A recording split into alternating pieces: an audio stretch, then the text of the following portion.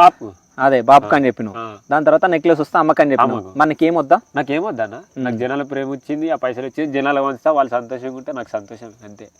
చచ్చిపోయేటప్పుడు ఏం తీసుకుపోతామన్న, వాళ్ళ ప్రేమ నాకు కావాలంతే. వాళ్ళ ప్రేమనే నాకు గెలిపించింది. పలానా నాడు పల్లె ప్రసాద్ చచ్చిపోతే నా ఊరు నిండాలనుకున్నా, అది నిన్న చూసే వరకు ఎంతో నిండింది. ఇంకా డబల్ కావాలి, ప్రేమ కావాలన్న. పైసా ఇయ్యాలి ఉంటుంది, రేపు పోతుంది, పైసాతో సంబంధం లేదు.